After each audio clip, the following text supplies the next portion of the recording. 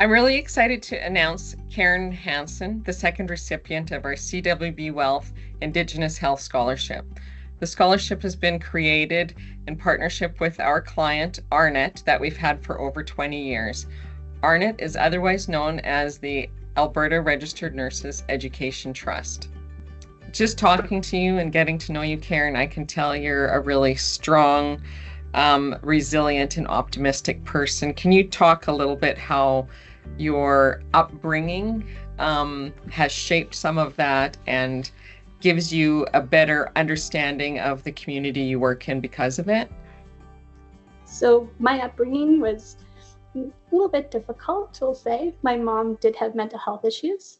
She was not treated, and at those times you just kept that under wraps. You didn't tell the community that you had a mental health issue. So there was a lot my mom didn't understand about being a mother, and I don't blame her for that. She was very young when she had kids, plus she had these issues on top of it. So when I was a kid and I would see my sister and my brother, things happening, I learned how to, as you say, compartmentalize things that were going on so that I wouldn't take them on internally and personally, and I don't know how else to explain it, because as a kid you learn how to cope different ways, and my way was to put it into a file. It was going to stay there, and I still love my mom, and I'm still going to continue to try to help and be there. So I did that, and turns out I brought that with me for pretty much the rest of my life. So everything that happens, you realize that life is going to happen no matter what. So people are going to pass away, people are going to have issues. My past husband, he had addictions issues, so we fought through that for about 10 years. And you learned how to say, this is my life over here, and this is the person that they are. I still love the person that they are. I still love my, my friends, my family. Doesn't mean I have to change or be bitter about it. I just deal with it over here in this compartment. And I did. I didn't just leave it there. I still dealt with things, but it was a way to make life continue. So it's how you got to continue on with your day. So obviously you cherish your time with your daughter and your family, but what else do you do to kind of give yourself some stress relief from your very demanding position as, mother and nurse practitioner? So my getaway, my therapy is my horses. I have horses.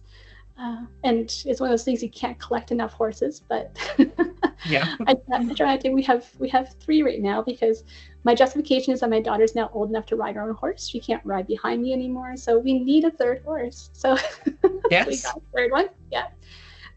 My horses and training of my horses, my first round in college was to actually be a instructor and coach with the Western coaching. So I did that first and foremost when I was young. Thought that was going to be my road to success for the rest of my life, but turns out that it's a very expensive thing to do, so yeah. Can't do that forever. But now, I mean, if I have anything going on, it's just go see your horse, go ride. When my dad passed away, one of my nurse friends who also rides horses, she just looked at me and said, "Karen, go ride." And I said, "Yep, that's exactly what I need to do," and I did. And they take you to a different world. So yeah, it's just you and them, and it's just nothing but a bond of trust between the two of you, and it's amazing. So. I can relate. I'm a horse person myself, so I totally get it.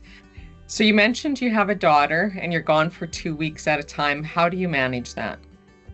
FaceTime. FaceTime is a wonderful thing. So she has me on FaceTime as much as possible while I'm up there. And I'm able to see her, I'm able to join her for supper, I help her with her studies.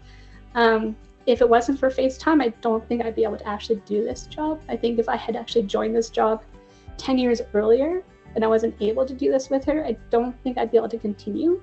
So I can see where it's more difficult to get people to go up north over the years. It's hard to leave your family for that long. But now that I can be on FaceTime with her at all times and I can see what she's doing, I can hear about her day, it makes me feel like I'm still participating in her day with her.